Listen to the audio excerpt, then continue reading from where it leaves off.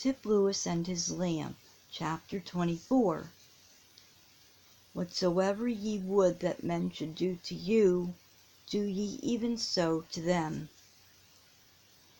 The long bright summer days and the glowing autumn days were gone. Midwinter was upon them. During all this time Edward was hard at work. There was plenty of business to be done at the store. He had been promoted. Very rarely nowadays was he called on to carry home purchases or to do errands. He had his counter and his favorite customers. There had been another change, too, which Edward felt sure Ray had had a hand in. Ray had a hand in everything that was good and thoughtful. He had long evenings for study now. He came up to dinner with Mr. Minturn at 6 o'clock, and had no further work to do until the next day. Oh, those long evenings! What rapid progress he made! What a teacher Ray was! Could a boy help getting on who was so carefully and kindly led? What was not Ray to him? Teacher, friend, brother, constant, unfailing, loving guide. Edward was learning to love him with an almost worship. Meantime, everyone saw better than did Edward himself how he had changed. He had not been in constant intercourse with a Christian family who lived their religion every day and every hour for nothing. His improvement had been constant and rapid. He came home from the post office one evening with his hands full of letters, among them a very queer-looking one for himself. He carried the others to the library and his own to his room. Such an odd letter as it was. He was glad it was his business to get the mail, and that none of the other clerks had seen this, with his name written at the very top of the envelope, and written Tip at that. How oddly it looked, and how queerly it sounded when he said it over. It was so long since he heard that name, he never wanted to again. He was glad that Ray Minturn had never called him Tip, nor heard him called so. Who could it be from? Nobody wrote to him except Kitty, and once in a long while his mother. But this was no home letter. At last he broke the seal and read, "Dear Tip, Mother's dead. I feel bad, you know that, so what's the use? I've got to go to work. I like you better than any of the other fellows, always did.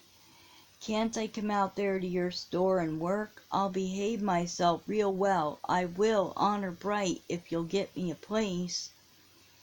I've got money enough to get there. I dug potatoes for old Williams and earned it.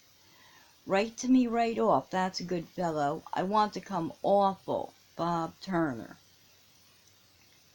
Edward was thunderstruck. He dropped the letter on the floor in disgust. What was to be done now? The idea of having Bob Turner there was perfectly dreadful. Besides, thank fortune, it was impossible. They wanted more help, to be sure, had been looking out for a boy that very day. But not such a one as Bob. That was out of the question, and yet Bob's mother was dead. In his rude, careless way, Bob had loved his mother rather better than he had anyone else, and Edward did not doubt that he felt badly. He was without friends now. Surely he needed one if he ever did.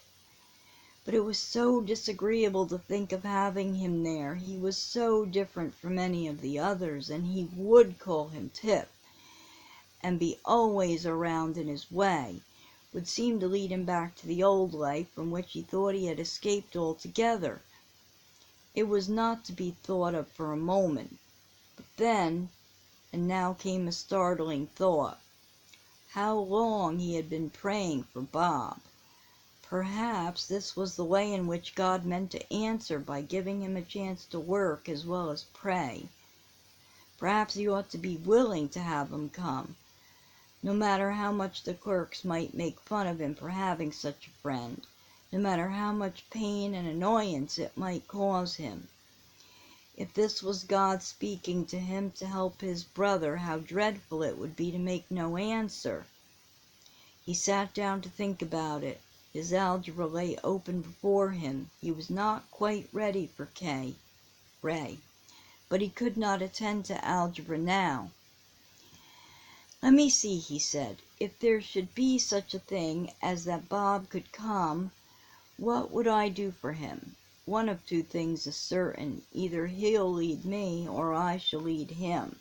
We always did when we were together much. Which will it be? If he leads me, he'll lead me into mischief just as sure as the world. If I lead him, I'll try to keep him out of mischief. It's clear that I ought to be the leader. Now how would I do it, I wonder? Bob ought to be a Christian. He won't be saved 2 minutes at a time until he is. If God says anything, he says he'll hear prayer. If I believe that, why don't I pray for Bob so that he'll be converted? I do pray for him always, but it's kind of halfway praying.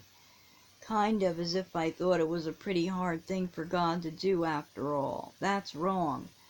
God wants him safe, and he knows he isn't safe now, and he's willing to help him. It must be my fault that he don't. My business and lessons and all that sort of thing are putting Bob and Ellis and even Father pretty much out of my thoughts, and that's wrong too, and must be stopped. Mr. Minturn says a thing is never half done that hasn't a corner in the day belonging to itself. I'll try that rule. After this, every evening at 8:30, I'll come up here to my room and lock the door, and I'll pray for Bob. I'll pray as though I expected an answer, and was going to be on the lookout for it. I won't let anything hinder me from coming at just that time, unless it's something that I can't help. Meantime, I'll get him a place if I can." Edward was as straightforward as Tip had been. This point decided, he went downstairs to the library door and knocked. Mr. Minturn was alone and busy, but he looked up as Edward entered in and answered to his "Come in." "Well, sir, what is it?" "Have you time for a little piece of business?" "Always time for business. Sit down. What is it about?" "Have you found a boy yet?" "No. Have you?" "Yes, sir. There's a boy out home who wants to come. I've just had a letter from him. His name is Turner, Bob Turner." "Is he a good boy?" "No, sir." "Well, that's plain. What are you talking about, then?" "I want you to make him a good boy, sir." "Humph! That's an idea. I can't make boys over new. Is he honest?" "No, sir, I don't think he is very. Not what you mean by honest. But his mother is dead, and he hasn't any friends. He goes with a miserable set of fellows, and he'll get worse than he is in no time if he stays there. And the whole of it is, you think it's my duty to let him come and try to save him? Suppose I should, what would you do for your share?" "I'd try too." "How?" "Why, I'd try to get him to do right."